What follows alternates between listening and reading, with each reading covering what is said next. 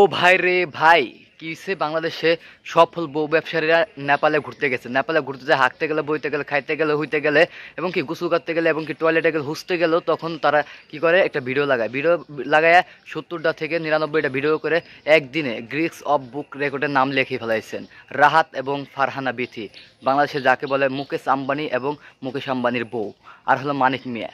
রে ভাই, তখন টয়লেট আইসা যে একটা ভিডিও লাগাইতে হবে, টয়লেটে আইসি, এই যে আমি দেখেন গাইস, আমি টয়লেট আইসি, দেখেন গাইস টয়লেট আইসি, দেখেন আমি কিভাবে এখন হুসুম, কিভাবে বিমান থেকে নামতাছি, কিভাবে করতেছি, কে এত ভিডিও করতে হবে কে? এই সেম কাহিনীটা কি করছে মানিক মিয়া করছে। মানিক মিয়া কি করছে কয়দিন আগে, যে একটা ভিডিও করে দেয় যে 70টা 69টা ভিডিও আপলোড দিয়ে যে ভাইরাল হয়ে গেছে। মানিক মিয়া নেপালে গেছিল ট্যুরে, তাদের কারা যে ইনভাইট করে নিয়ে তারা এই যে 70টা 90টা ভিডিও করে যে ভাইরাল করে, এই যে সেম কাহিনীটা মানিক মিয়া করছে।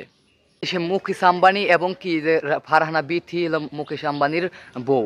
এরা কি করে, এরা হলো ধরেন একদম সফল কাপল, বউ বউ ব্যবসায়ী, ঠিক আছে। আরেকজন আছে মানিক মিয়া, মানিক মিয়াও বউ ব্যবসায়ী। আর হলো ওর নাম কি যে, আরেকটা আছে ওই যে, আর ওই বান্ধবী, ওর নাম কি মুকেশ আম্বানির বান্ধবী, ওর নাম হলো মুস্কান, মুস্কান আর হলো ইয়াসিন নাকি যে নাম। হেরা হেরা 3-4 বন্ধু গেছে ঘুরবার লিগে যে কাপল ব্যবসা করবো, ঠিক আছে। তারপরে আছে হলো নাম কি যে ওই জান্নাত তুহা। ওরা তো একদম আল্লাহ দিলে বাচ্চা হওয়া পর্যন্ত শুরু করে একদম সব ভিডিও লাগাই দিছে ওরা। ওরা তো তো কথার বাইরেই, হিসাব নাই কথা।